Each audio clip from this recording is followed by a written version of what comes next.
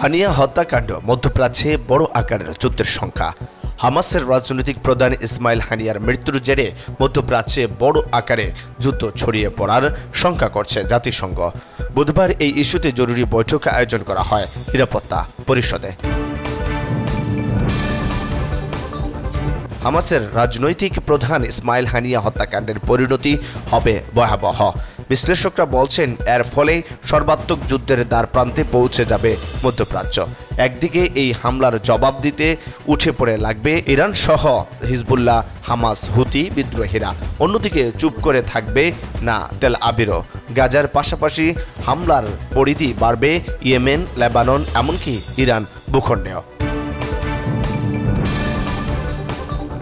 কেরালায় ভূমিধসে মৃত বেড়ে 158, এখনও ধ্বংসস্তূপের নিচে চাপা অনেকেই। ভারতের কেরালায় ভূমিধসে নিহতের সংখ্যা বেড়ে 150 ছাড়িয়েছে।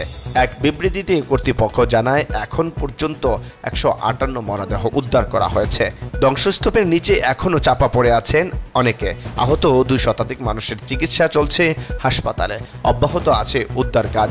বাড়ানো হয়েছে উদ্ধারকারী ও সংস্থার সংখ্যা। এদিকে চীনে টাইফুন গায়েমের আঘাত, কয়েক ডজন প্রাণহানি। টাইফুন গায়েমের পশ্চাৎ অংশ চীন ও উত্তর কোরিয়ার আঘাত হেনেছে। এতে মুষলধারে বৃষ্টিপাত, বন্যা ও মাটি ধসের ঘটনা ঘটেছে।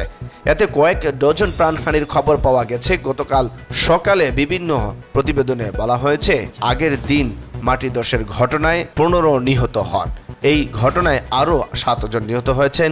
এ নিয়ে নিহত 22 জনে দাঁড়ালো।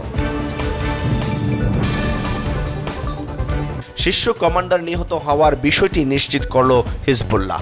লেবাননের বৈরুতে মিসাইল হামলার শীর্ষ কমান্ডার হত্যার বিষয়টি নিশ্চিত করেছে হিজবুল্লাহ।